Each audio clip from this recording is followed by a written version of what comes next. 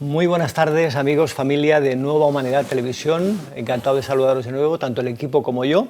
Hoy tenemos con nosotros a José Carlos Bouso. Él es psicólogo y doctor en farmacología clínica, reconocido por su trabajo en el estudio de sustancias psiquedélicas y su aplicación terapéutica. Viene a presentarnos hoy su libro de medicina psicodélica, Manual para pacientes clínicos, usuarios y curiosos. Aquí lo estamos viendo en pantalla. Hace muy poquito lo han publicado por la editorial Kairos. Desde aquí le mandamos también un saludo cordial a esta editorial por apostar por José Carlos Bouso y este tipo de trabajo. Bienvenido, José Carlos. Muchas gracias, un placer. José Carlos, ¿por qué crees que ahora más que nunca estamos hablando de psicodélicos de una forma más constante a nivel social? ¿Qué ocurre en estos momentos de la vida? Pues ocurren varias cosas. Ocurre que estas sustancias nunca han desaparecido del foco de interés científico, a pesar de haber estado perseguidas. Son sustancias que empezaron... en el año 43, Albert Hofmann descubre la LSD de manera semicasual, en un momento en el que la psiquiatría pues, eran sobre todo pues, ejercicios de tortura, ¿no? Los tratamientos que había en aquel entonces en psiquiatría eran pues, inducir comas insulínicos o baños en agua helada o lobotomías. Sí que es cierto que había aparecido un medicamento que era la clorpromacina, el haloperidol, que sirvió para atajar, sobre todo en esquizofrenia, los síntomas positivos, lo que se llaman síntomas positivos de la esquizofrenia. Y lo que había, pues bueno, los tratamientos habituales que había eran el psicoanálisis fundamentalmente, ¿no? Entonces la LSD surge en un momento en el que hay un panorama, pues todavía no muy refinado en cuanto a tratamientos psiquiátricos, y la LSD se utiliza, bueno, pues como potenciador de los tratamientos, de los procesos de psicoterapia, ¿no? Psicodinámica sobre todo, que era lo que estaba de moda en los años 40 y 50. Esto supone una auténtica, como decía, revolución en el sentido de un área bastante pobre en cuanto a innovación. Pues se empieza Sandoz, que es la compañía que fabrica LSD, la regala a psiquiatras de todo el mundo. Aquí en Barcelona hay pues, el doctor Sarró, el doctor Obiols, fueron psiquiatras que utilizaron LSD en el Hospital Clínic, pero también en Zaragoza, en Madrid, es decir, que no era solamente una cuestión a nivel europeo y a nivel norteamericano, ¿no? Se publicaron miles de artículos científicos basados en decenas de miles de pacientes, se celebraron varios congresos internacionales, se publicaron libros. Bueno, supuso un entusiasmo. ¿Qué ocurrió? Que las nuevas generaciones contraculturales adoptaron también estas sustancias, bueno, pues como sacramento, se podría decir. Y esto hizo que lo que suele ocurrir, ¿no? Basta que la gente joven esté interesada en algunas sustancias y además produzca ciertas revoluciones para que enseguida se prohíban, y es lo que ocurrió, ¿no? Entonces, durante muchos años pues fueron sustancias que solamente se siguió la investigación y muy minoritaria en Europa. Qué lástima, perdona, José Carlos, que ocurriera eso, porque si no hubiéramos avanzado a fecha de hoy muchísimo con la medicina. Bueno, claro, probablemente, sobre todo la medicina en salud mental sería hoy muy diferente a la que hay actualmente, que, bueno, no es muy halagüeña, sobre todo si hablamos de psicofarmacología, ¿no? En términos de psicoterapia, yo como psicólogo creo que a día de hoy pues, nadie duda de que los tratamientos, los enfoques psicoterapéuticos, bueno, pues son en todos los sentidos más interesantes que los enfoques psicofarmacológicos, ¿no? Que consisten pues, en medicar de manera casi crónica, en intoxicar, diría yo, de manera casi crónica a las personas para tener los síntomas tapados, ¿no? Y no trabajar sobre ellos. Pero bueno, es el sistema como está. ¿No? Entonces, bueno, lo que pasa, como digo, nunca dejó de haber este interés, y lo que ocurrió es que en los años 90 una serie de investigadores, entre ellos dos grupos de España, en el Hospital del Mar, Jordi Camí y Magí Ferrer, y en Sant Pau, Manel Barbanó y Jordi Riba, pero también en Alemania, en Suiza, y dos grupos de Estados Unidos, bueno, siguieron con estas investigaciones. Estas investigaciones se fueron publicando en revistas importantes. Esto fue atrayendo también el interés del público, porque no podemos olvidar que esto es una especie de retroalimentación entre la ciencia y el público general, que le interesan estas sustancias, ¿no? Y hasta que en la última década, pues digamos que a día de hoy ya la cantidad de investigaciones que hay y de publicaciones es imposible de seguirlas, Que ¿no? se pueda parar ya esto, ¿no? Y por supuesto es imposible que se pare. Ahora todos estamos, después de la pandemia, acostumbrados a escuchar esto fase 1, fase 2, fase 3 de ensayo clínico.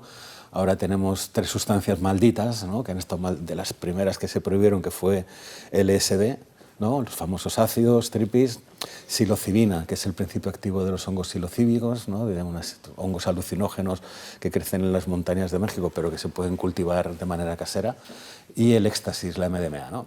Pues están en fase 3 para trastornos como el estrés postraumático, la depresión mayor y depresión resistente al tratamiento y la ansiedad generalizada, ¿no? Que son algunos de los trastornos más prevalentes. No es que esto no tenga vuelta atrás, sino que va a ser el futuro inmediato de la psiquiatría, ¿no? Sí, la porque ya se utilización están de estas incorporando, José Carlos. Por lo Sí. tanto, si han empezado ya a aplicarlo, es porque esto va a ir a más.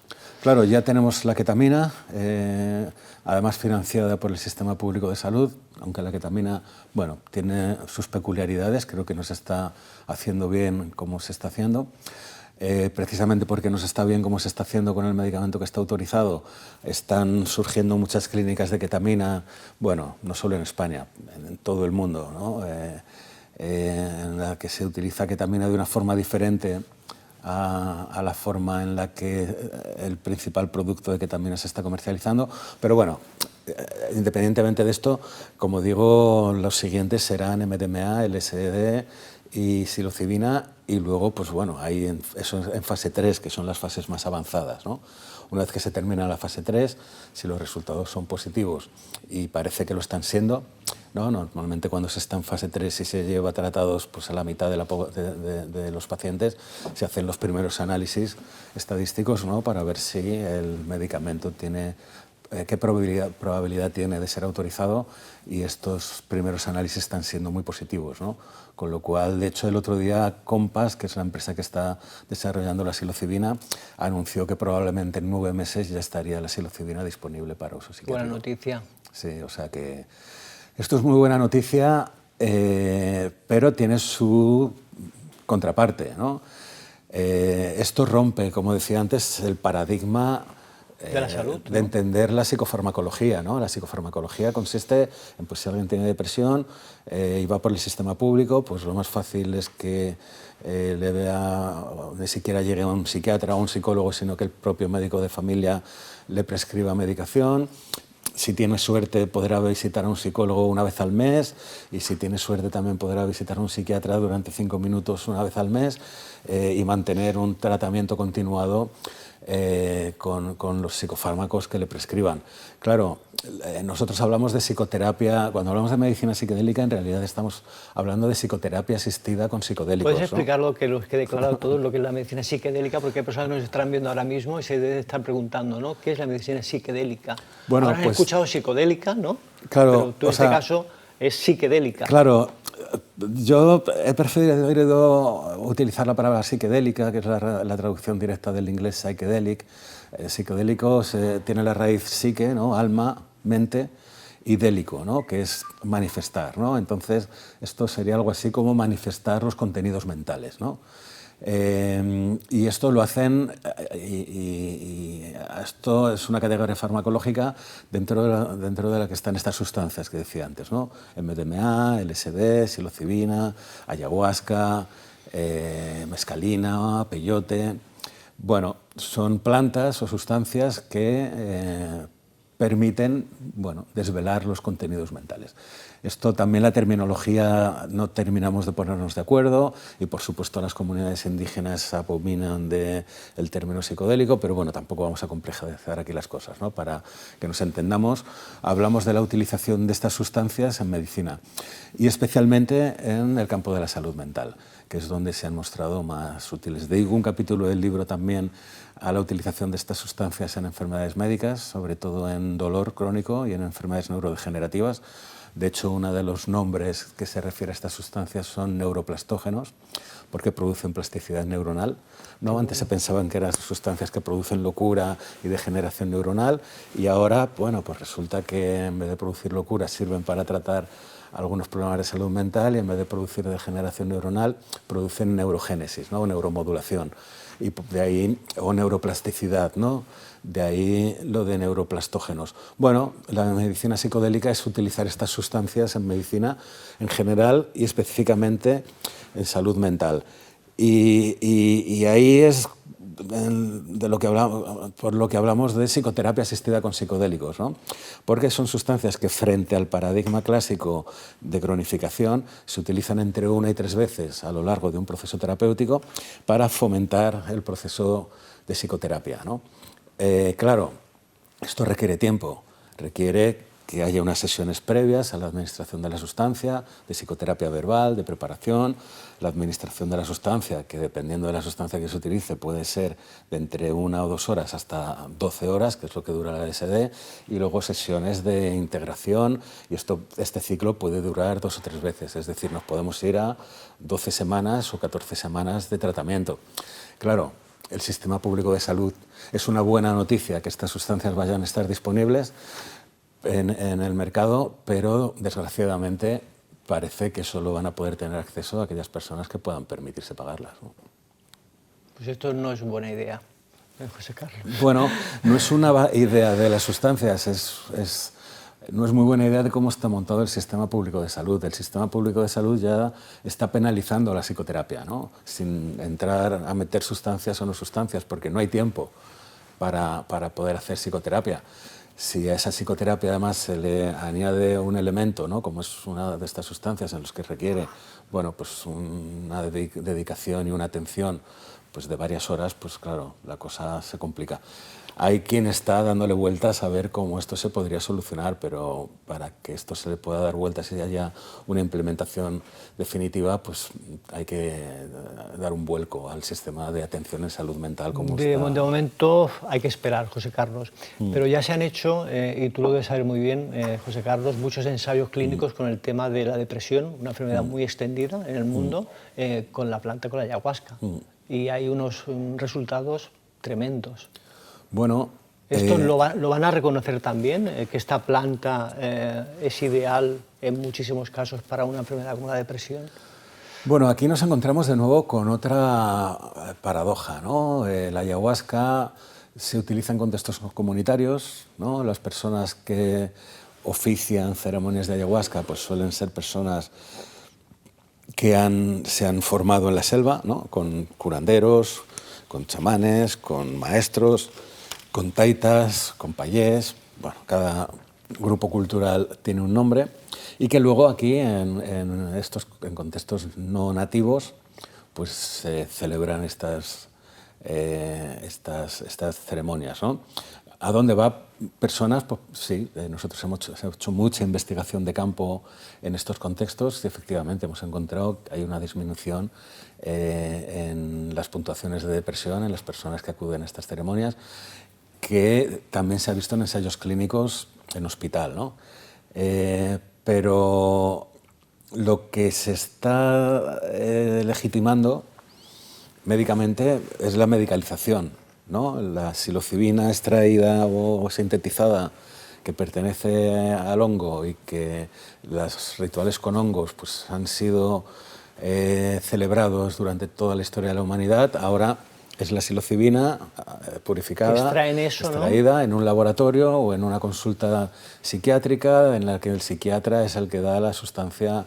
Entonces, bueno, estos dos modelos que podrían convivir perfectamente si hubiera voluntad de que las cosas convivieran, pues lo que estamos viendo es que hay una persecución hacia las personas y los contextos comunitarios, ¿no? Y mientras que hay un reconocimiento y una validación de los usos psiquiátricos, ¿no? Entonces esto es una tensión y un choque que de momento tiene difícil solución. Porque bueno, pues a los que ofician ceremonias y a las ceremonias comunitarias se les tacha de sectas de la ayahuasca y demás. Incluso hay un grupo de la Policía Nacional experto en sectas que se dedica a perseguir las ceremonias de ayahuasca. Entonces, bueno, o hay voluntad de que los dos paradigmas convivan. Lo cuento en mi libro, ¿no? Un ejemplo donde los dos paradigmas convivan, incluso más paradigmas a la vez, es Brasil. ¿no? En Brasil se puede tomar ayahuasca en la selva con un indígena, en una religión ayahuasquera, en una iglesia ayahuasquera, con un neochamán en la ciudad o en algunos hospitales donde utilizan ayahuasca ¿Qué lo han con sus normalizado, pacientes. José Carlos, allí, Bueno, en ese claro, país? claro, la ayahuasca en Brasil, las religiones ayahuasqueras se crearon a principios del siglo pasado, ¿no? A principios del siglo XX. Y todo Brasil está lleno de, en cualquier ciudad encuentras una iglesia pues, o del Santo Daime, o de la Unión do Vegetal, o de Parquinha, sobre todo en Río Branco, pero claro, luego tienen decenas de grupos indígenas, ¿no? que también forma parte de su cultura el uso de ayahuasca, y luego hay grupos de investigación muy potentes viendo cómo puede ser de útil la ayahuasca pues, en algunos trastornos mentales, fundamentalmente depresión, que es lo que parece que está trayendo el mayor interés, ¿no?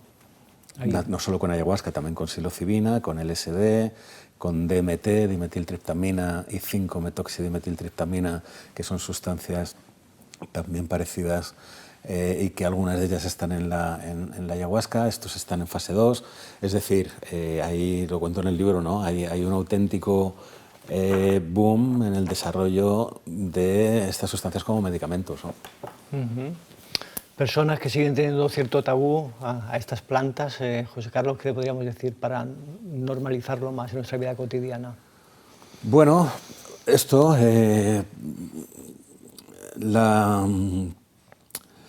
Porque la medicina ya va avanzando a su paso, a su ritmo, no podemos pedirle más, ¿no?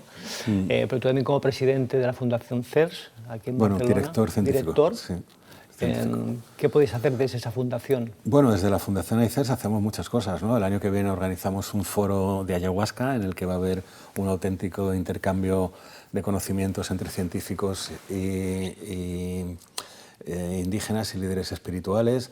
Hacemos formación para para las personas que utilizan ayahuasca en contextos comunitarios, para tratar de minimizar los riesgos y que las personas que acudan a las ceremonias, pues bueno, los riesgos estén lo más minimizados posibles. Hacemos investigación científica, que es de lo que yo me encargo, ¿no? De tratar de ver, bueno, pues cuáles son los límites de los beneficios de la ayahuasca o de la ibogaína, ¿no? Ahora tenemos un ensayo clínico que hemos terminado hace poco, que hemos hecho en el Hospital de Reus con el equipo de la doctora Tre Borràs, en el Hospital Sant Joan de Reus, en el que hemos utilizado ibogaína para desintoxicar de opiáceos, ¿no? a pacientes, ¿no? Y hemos tenido resultados bastante buenos. Ahora el artículo principal de este estudio está en fase de revisión en una revista del grupo Nature. Es decir, hacemos sobre todo divulgación, ciencia e investigación, y prestamos servicios, ¿no? En AICERS también tenemos un servicio de ayuda para personas que han tenido experiencias difíciles con estas plantas, pues se ofrece un servicio de ayuda gratuito, ¿no? Para que puedan integrar la experiencia y que la experiencia pueda resultar, en vez de dañina, beneficiosa. Sobre el tabú, pues bueno, yo lo único que puedo decir son plantas que se han estado utilizando a lo largo de la historia de la humanidad en todas las culturas en las que hay vegetación. Algunas de estas plantas tienen principios activos que también se están desarrollando como medicamentos, y luego hay sustancias que no forman parte de la botánica ancestral, como la ketamina o la LSD, o la MDMA, pero que también tienen sus usos. Entonces, bueno, el tabú para mí se combate con información y con ciencia, ¿no? Entonces, en el libro, pues lo que he pretendido ha sido hacer un compendio de todo lo que sabemos hasta ahora. Es extenso, ¿eh, José Carlos? Claro, sí, sí. Porque a partir de ahora yo ya no voy a ser capaz de manejar la literatura que se va publicando, porque es inmanejable. Entonces, hasta ahora, bueno, un solo autor puede manejar todavía la investigación más esencial para construir un libro así. A partir de ahora, pues va a haber que hacer subespecialidades, porque paralelamente, o sea, es lo que explicaba antes, ¿no? En esta retroalimentación entre el interés popular por estas sustancias y el interés científico, Pues bueno, a día de hoy, claro, luego también hace unos años se publica un libro de Michael Pollan, Cómo cambiar tu mente. Esto supone un salto cualitativo en cuanto al interés por estas sustancias. Del libro hacen una serie en Netflix. Cada vez en las series de televisión están mucho más presentes estas sustancias. Esto atrae mucho el interés popular de la gente normal y corriente. Este interés popular se retroalimenta en el interés científico. Y bueno, a día de hoy, hay las principales universidades, Yale, Berkeley, Harvard, en Estados Unidos, Imperial College, el London College, en Inglaterra, en el Reino Unido. Bueno, o sea, podría tirarme aquí todo el programa, que tampoco es plan, hablando de todas las universidades que tienen sus departamentos de centros de investigación y terapias psicodélicos. Algo que, por ejemplo, yo en el 99 lo cuento en el libro así de manera recreada, además, como soy el primer científico que después de todos los años de prohibición... A ver, los estudios que se habían seguido manteniendo eran estudios más farmacológicos, ¿no?, para estudiar las propiedades farmacológicas de las sustancias, pero no había vuelto a haber un solo estudio terapéutico desde principios de los años 70, ¿no? Bueno, yo consigo permisos en el año 99 para un estudio con MDMA, precisamente en mujeres con trastorno de estrés postraumático como consecuencia de haber sufrido una agresión sexual. Y es el primer estudio en muchas décadas, ¿no? En un momento muy hostil para la investigación psicodélica, ¿no? Son los años 90, todavía no ha ocurrido este boom, todavía estas sustancias están bastante estigmatizadas y, de hecho, cuando se hace pública en una noticia del país la aparición de este estudio, al día siguiente llaman de arriba y lo paran, ¿no? A día de hoy es impensable. Solamente en Barcelona tenemos 2 hospitales o 3 haciendo ensayos clínicos con psilocibina, con 5-metoxy-DMT, con ketamina, en Zamora, en Madrid, en Europa hay una ayuda europea que creo que son de 8 millones de euros o algo así, para hacer ensayos clínicos en diferentes hospitales de Europa para personas que están en fase de paliativos, ¿no?, de cómo la psilocibina puede ayudarles en las fases finales de su enfermedad. También la Unión Europea acaba de anunciar no sé cuántos millones de euros para seguir investigando. En la Universidad del País Vasco también. Bueno, a día de hoy, pero bueno, fíjate, ¿no?, desde el año 2002, que a mí que es cuando me cortan el estudio, era impensable que tan rápido esto fuese a darle la vuelta al calcetín, aunque los que trabajábamos en ello lo teníamos muy claro. Muy claro, pero han tenido que pasar 23 años más, José Carlos, para que esto pueda ver más la luz, ¿no? Sí. Este tipo de medicinas, plantas sagradas, José Carlos, hay que hacerlo en un ambiente seguro, ¿no?, con terapeuta, con seguimiento. ¿Qué opinas de este mercado espiritual que está surgiendo en tanto auge? ¿Qué podemos decir a estas personas que acuden? Bueno, pues es una consecuencia más, ¿no?, o un reflejo más del mercadeo en el que vivimos, ¿no? El mercadeo espiritual no es exclusivo del mundo espiritual, ¿no? El mercadeo es exclusivo del mundo de mercado en el que vivimos, que por supuesto pues, ha contaminado también el mundo espiritual. Bueno, el mensaje es que mucho cuidado con el mercado espiritual, porque o sea, lo explico también en el libro. La mayoría de las personas que ofrecen ceremonias con ayahuasca o con otras plantas están muy bien formadas, ¿no? Se han formado en el Amazonas, antes hablábamos de un amigo común. Han surgido además 2 grupos para defender los derechos de estas personas, que es la Red Micelio y la Plataforma para la Defensa de la Ayahuasca. La Red Micelio es más reciente, la Plataforma tiene ya más años, ¿no? Bueno, para autoorganizarse, ¿no?, y generar pues, comunidades en las que hay unos códigos éticos internos para evitar precisamente, se podría decir, esta incursión de personas menos preparadas y que van buscando el puro mercadeo, pero existen y cada vez hay más y hay que tener mucho cuidado porque puede haber accidentes. y más en los últimos años, que se está poniendo relativamente de moda una práctica bastante poco recomendable, ¿no? Que es la combinación de muchas sustancias en una misma ceremonia, ¿no? Entonces, esto, se va a una ceremonia de ayahuasca, pero te ofrecen cambó, te ofrecen bufo, te ofrecen iboga, y en un fin de semana tienes ahí un totum revolutum de sustancias, cada una con su cosa, que termina convirtiéndose, bueno, pues esto en... Que más que terapéutico es antiterapéutico. Sí, pues y sobre Carlos, todo... esa mezcla de tantas sustancias en un mismo día o en un fin de semana. Y sobre todo que tienen riesgos físicos de interacción, ¿no? Y ha habido muertes, ¿no?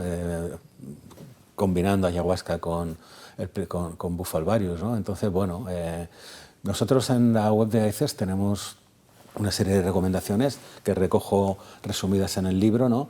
De, bueno, cómo informarte un poco si estás interesado en tomar ayahuasca o si estás interesado en tomar iboga, para ir a sitios lo más seguros posibles, ¿no? Que se interesen un poco por ti es lo básico, ¿no? Hay muchas veces que las personas van a ceremonias en las que ni siquiera tienen una conversación de 2 minutos, ¿no? Con la persona que organiza las ceremonias. Entonces, bueno, pues esto, precaución. No es algo que no se pueda hacer y no se pueda tocar, por supuesto, pero precaución e información. Pero que se profane lo menos posible, José Carlos. Sí, esta tradición, ¿no? Estas plantas sagradas de antaño, ¿no? Que han existido toda la vida, y no profanarlas y llevarlas al mundo del ocio y diversión, que no es ningún ocio y diversión. No, esto son es muy serio. sustancias muy serias, ¿no? Tambalean los cimientos de la identidad. Por eso. Ahí analizan, ¿no?, los diferentes niveles de efectos que producen los psicodélicos. Y bueno, tenemos un nivel físico, por supuesto, porque son sustancias que tocan nuestros neurotransmisores, y si tocan nuestros neurotransmisores estás tocando la química cerebral, y al tocar la química cerebral se pueden modificar una serie de sistemas biológicos, cardiovasculares, endocrinos, metabólicos, etc. Luego hay un nivel más psicológico, ¿no?, o autobiográfico, donde las personas, bueno, pues pueden hacer repasos, ¿no?, a su autobiografía. Luego hay un nivel espiritual donde puedes tener la experiencia de que la inmensidad de la existencia es mucho más grandiosa que tu pequeño ego, ¿no? Y esto supone una liberación, sobre todo, como hablábamos antes, ¿no?, para personas que están en el final de su vida. Pero hay un otro nivel, el último, ontológico, ¿no?, donde, bueno, se accede a conocimientos acerca de la naturaleza de la realidad que pueden romper tu esquema con relación a lo que tú crees que es la realidad, lo que crees que eres tú, lo que crees que son otras personas y lo que crees que es el mundo. Y esto ya es un tema delicado, ¿no? Pero esa realidad es cierta, José Carlos. Esa realidad es cierta, pero también juega... los chamanes dicen que esta realidad es cierta, pero a veces pone trampas, ¿no? Entonces, ¿sí? La comprensión no es siempre unívoca, ¿no? Esto que estoy recibiendo es la verdad. Esto más bien es otro de los riesgos, ¿no? No ser crítico con lo que te está ocurriendo cuando has vuelto y no caer en fenómenos de mesianismo, ¿no? Entonces, bueno, es muy habitual que cuando se tiene la iluminación y la revelación, la planta me ha hablado, yo tengo el mensaje de dar planta a otras personas y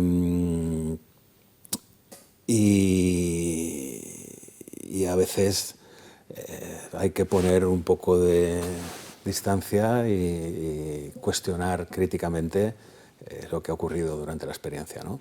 Antes de lanzarte a ser chamán o a pensar que estás por encima, ¿no?, del resto, ¿no? Esto lo llamamos inflación del ego, ¿no? Entonces tiene este fenómeno, efectivamente, de que la realidad a la que llegas es la realidad real, se podría decir, pero hay que saber también interpretar esta realidad real para no caer en trampas que son... Así que hay que hacer como una integración como muy... Esto sería lo ideal, ¿no? Huxley decía que estas plantas producen gracia gratuita, pero que para tener un beneficio que puedas trasladar a tu vida cotidiana habría que cooperar con la gracia, ¿no? Cooperar con la gracia es precisamente, bueno, esto. Hay personas que no necesitan cooperar con la gracia, tienen la experiencia de gracia gratuita y no necesitan más. ha sido una experiencia maravillosa, o no, pero ha sido O reveladora en una muchos casos, ¿no? ¿Cómo? O reveladora en muchos casos reveladora también, ¿no? y transformadora, pero bueno, no quiero hacer nada con ello. Muchas veces, o sea, y tampoco estas experiencias también son experiencias que tienen muchas vaivenes, ¿no? No es todo maravilloso ni todo es terrorífico, pero en una misma sesión puede haber fases difíciles. Bueno, es una autoexploración. Los brasileños en el Santo Daime hablan de trabajo, ¿no? Cuando se van a una ceremonia de ayahuasca, se va a un trabajo. Para mí lo representa muy bien, ¿no? No, un trabajo. Y si cuando estás ahí no quieres hacer el trabajo, ahí sí que estás perdido porque no depende de tu voluntad el hacer el trabajo o no. La planta va a buscar esas zonas, ¿no? Que son necesarias, actuales en tu vida, para moverlas, ¿no? Entonces, porque bueno, las visiones. Sí, con las series de Netflix se ha edulcorado mucho la experiencia psicodélica, ¿no?